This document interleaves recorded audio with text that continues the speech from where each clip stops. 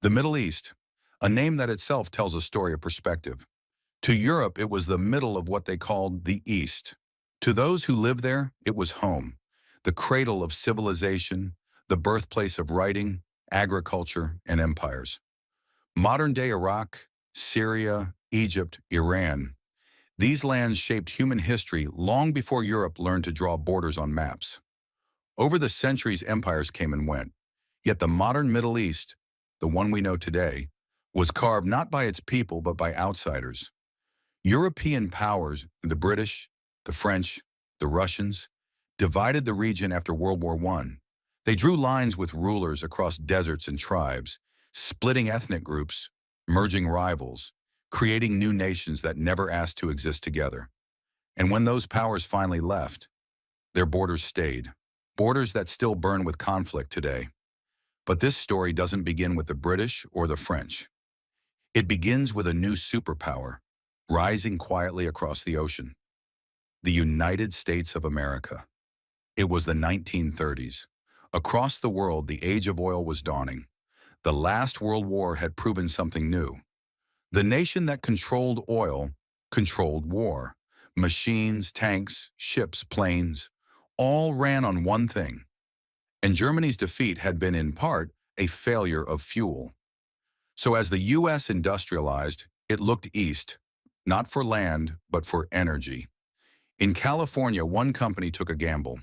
They wanted to search for oil, not in Texas, not in Oklahoma, but in a vast, empty desert on the other side of the world, a desert ruled by a secretive, religious kingdom, Saudi Arabia, home to Mecca and Medina, the holiest cities of Islam, a kingdom that distrusted outsiders. Still, the Americans asked for permission to search for oil. To everyone's surprise, the king agreed. Almost 1 million square kilometers were open for exploration. The deal was risky. There was no proof of oil. But the Americans drilled and drilled. And on March 3rd, 1938, they struck black gold. Oil gushed from the desert floor. And the modern Middle East was never the same again. Soon, American workers and their families began arriving. They built miniature American towns with air-conditioned homes, outdoor cinemas, even bowling alleys. Little slices of America, right in the Arabian desert. But this American way of life clashed deeply with the conservative Islamic society around them. Women driving, alcohol, Western movies. It all offended many Saudis who saw this as moral decay. The royal family, however, saw something else: wealth and power. Oil was transforming the kingdom overnight. Then came another request from Washington. "What if," said the Americans, "we built a small base just to protect our workers in your oil?"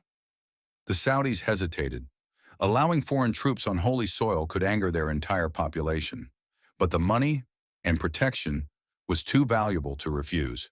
So they agreed, but with one rule: no American flags, no flagpoles, no emblems, only a small plaque hidden away, the only symbol of U.S. power on Saudi soil. It was a symbolic compromise, but it marked the beginning of something much larger: the first permanent U.S. military presence in the Middle East. All that infrastructure, the airfields, roads, pipelines, needed builders. And one man got the contract: Mohammed bin Laden, a gifted builder who became one of the richest men in Saudi Arabia. He was trusted by the royal family and by the Americans. His company grew fast, building cities, palaces, and air bases. He had 22 wives and 54 children. One of those children was named Osama. But before we get to him, the 1950s brought new global tension, a new kind of war, not fought with armies, but with ideology. The Soviet Union was rising, offering the Middle East a new deal. "Join us," they said.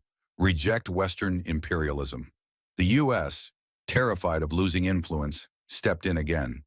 This time, not just for oil, but for control. In 1953, Iran's democratically elected prime minister, Mohammad Mossadegh, was overthrown in a CIA-backed coup. His crime? Nationalizing Iran's oil and being seen as too friendly with Moscow. The coup replaced him with the Shah, a pro-Western monarch. Iran became an American ally for a time, but resentment brewed. Could one secret coup, half a world away, really reshape a region for generations? History would say yes. Meanwhile, another state had emerged, Israel. Surrounded by hostile neighbors, it found an eager ally in Washington. The U.S. began sending billions in aid, weapons, and jets. But supporting Israel meant alienating nearly every Arab nation around it. In 1973, Arab oil producers retaliated with the oil embargo, choking global supply and crashing economies. For the first time, Americans felt the power of Middle Eastern politics in their own wallets. But behind the scenes, U.S. policy didn't change, because Washington had learned a powerful truth. Dependence cuts both ways. America needed oil, but oil-rich nations needed American weapons, protection, and technology. And that interdependence, uneasy, unequal, became the foundation of U.S. influence in the Middle East. By the late 1970s, Mohammed bin Laden's empire had made his family enormously wealthy. His son Osama grew up in privilege, educated, devout, and deeply aware of his family's ties to the Americans. But something inside him began to rebel. He watched as his country's holy land filled with Western bases, Western culture, and Western soldiers. He saw his government, the guardian of Islam's holiest sites, become dependent on what many clerics called the Great Satan. At the same time, across the region, anger was boiling. In Iran, the people rose up. The Shah, America's hand-picked ruler, was overthrown. A new Islamic republic was born under Ayatollah Khomeini. The new Iranian regime took American hostages and declared death to America. It was a backlash decades in the making, a consequence of every covert deal, every puppet regime, every secret intervention. When foreign powers reshape a region for their own benefit, can they ever truly control the consequences? Osama bin Laden saw himself as a man with a mission to defend Islam from foreign powers, and soon he found a battlefield. In 1979, the Soviet Union invaded Afghanistan. To bin Laden, this was another empire invading Muslim lands.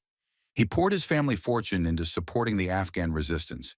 He built tunnels, fortifications, and training camps. Using his construction expertise, the fighters called themselves the Mujahideen, and the U.S., seeing a chance to weaken the Soviets, secretly armed and funded them. It was a strange alliance, America and bin Laden on the same side. After a decade of brutal warfare, the Soviets withdrew, and for the first time, bin Laden believed he had defeated a superpower through faith and willpower. But the lesson he took from that war would set the stage for disaster. He believed he could do the same to the United States. When he returned to Saudi Arabia, Osama found a kingdom even richer, but spiritually empty in his eyes. He preached against Western influence. He condemned the royal family. Then in 1990, history repeated itself, this time with Iraq. Saddam Hussein, flush with oil money, invaded Kuwait. The Saudis panicked. If Saddam could take Kuwait, could he take Saudi Arabia next? Osama offered his help. He told the royal family, "I and my men will defend the kingdom." But the Saudis said no. They didn't trust a rebel militia to fight Saddam's massive army. Instead, they called Washington, and Washington answered. Within weeks, American planes, tanks, and troops filled Saudi soil. They pushed Saddam out of Kuwait. They built massive bases and stayed. The royal family celebrated their protectors. But to bin Laden, it was betrayal. The same infidels who had invaded the region decades earlier were now guarding Islam's holiest land. His anger hardened into ideology. He formed Al-Qaeda, the base. Its goal, to drive the U.S. and its allies out of the Middle East through violent jihad. Throughout the 1990s, Al-Qaeda carried out attacks. Embassies, ships, military targets. The U.S. responded with missile sanctions and words. But nothing stopped what was coming. The attacks of September 11, 2001 changed everything. And once again, the U.S. invaded the Middle East, this time in force. Afghanistan, Iraq. 2 wars, thousands of lives, trillions of dollars. And yet, even decades later, the region remains scarred by the same forces that began in that 1938 oil field. Power, control, and the illusion of partnership. Today, America's footprint in the Middle East has faded, but not vanished. From bases in Qatar and Bahrain to quiet missions in Iraq and Syria, its legacy still lingers in the desert winds. Now new players, China and Russia, step into the same arena, not with armies, but with trade routes, pipelines, and deals. It's the same game, just played differently. Was it ever really about oil? Or was oil just the spark, hiding a deeper truth? And as the U.S. now redefines its place in the world, one question lingers in the sand. Did America reshape the Middle East? Or did the Middle East reshape America?